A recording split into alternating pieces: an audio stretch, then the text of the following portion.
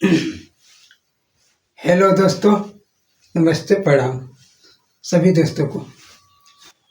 अब अपन वीडियो बनावे हम जातनी, हम भोजपुरिया भाई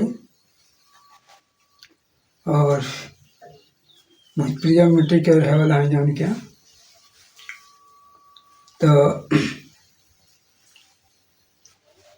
सबसे पहले वीडियो हमके लॉन्ग वीडियो बना के अस्थायी रूप से डाले जरूरी बा।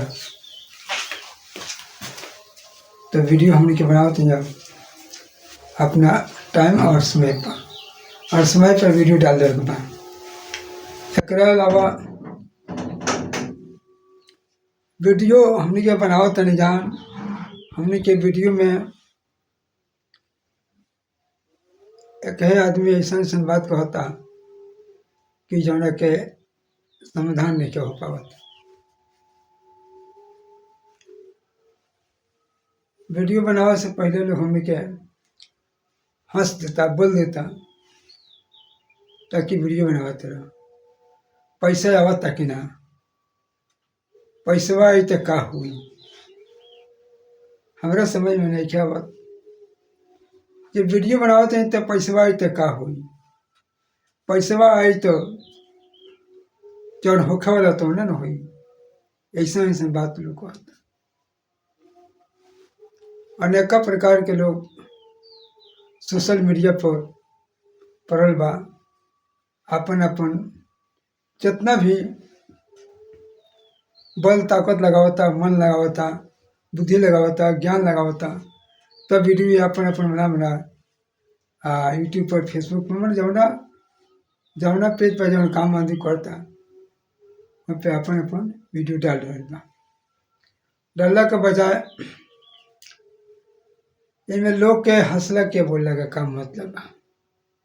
बोला वाला बोलता, उनके वीडियो बनावत हैं। वीडियो तो हमने के कौन हालत में बनावे के बा।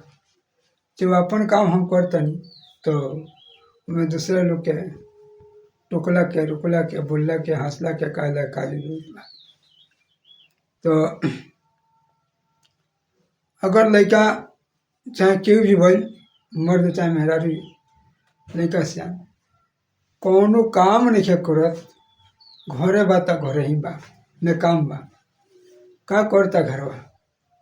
और जब कोनो काम में लग जाता तो ओकर 100 गो लोग शिकायत करता कि अब भाई करता रे, बैठल बैठल वहाँ तो भाई काम शुरू के करता, तब वो दोषिया नहीं करता वो दोषिया।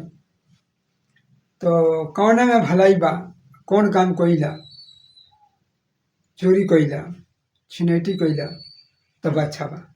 ये 5 गो लोग गरियाई तो 10 गो लोग दूरा पाई।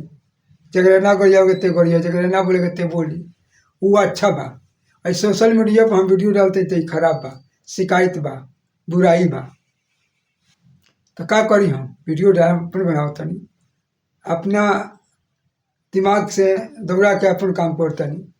तो मैं लोग के का करेगा बा, कौन वो लोग का खर्च बा, से कौन परेशानी बा, ताकि कितना लोग मैंने हंस देता, कह देता, बोल देता।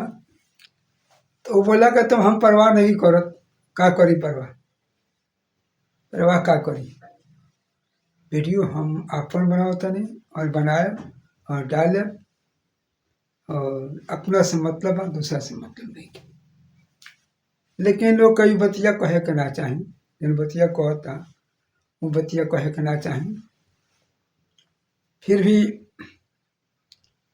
लोगवे के पास हमारे वीडियो आ जाता, लोग सपोर्ट करता, प्यार दुलार देता, हमारे वीडियो में व्यू जाता, हमारे वीडियो आगे में बढ़ता। ऐसा बात नहीं क्या जो बनाते हैं तो बस जो कहता कहते क्या स्टाइल कर देता, हमारा वीडियो चलता।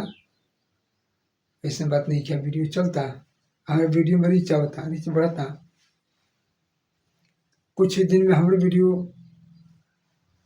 मोनेटाइज हो जाए। जब मोनेटाइज हो जाए तो हम आशा बन जाए कुछ क्या कि पैसा को जन लोग हंसता तो जरूर 2 रुपया अबे करी।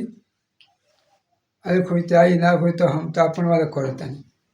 एकरे अलावा हम दूसरा से कहे नहीं जा, ना लड़ाई करते ना झगड़ा करते नहीं, ना किसी ना कहे पड़े सुने के बाद। तब वो कहे वो कह लेता दिक्कत परेशानी जकरा ओकरा, हमरा तो दिक्कत ना बानी परेशानी बा। हाँ, राम जी के दया से सब कुछ मेहनत से मिलेला, मेहनत करे के पड़ेला, बिना मेहनत के कुछ होई ना। परिश्रम कैला से जरूर आदमी आगे बढ़ जाला, जरूर परिश्रम कुछ ना कुछ करेला। परिश्रम है, मेहनत है, मेहनत के ताकत, मेहनत के बल जरूर एक दिन ओकर लाभ मिलेला, मिली जरूर मिली। लोग के हंसला, लोग के बोलला, लोग के कहला समझ के कह कि तू वीडियो से हमरा लड़के बा, चलता वीडियो चली और ठीक बा, कोनो दिक्कत नहीं है, बोले वाला बोलता।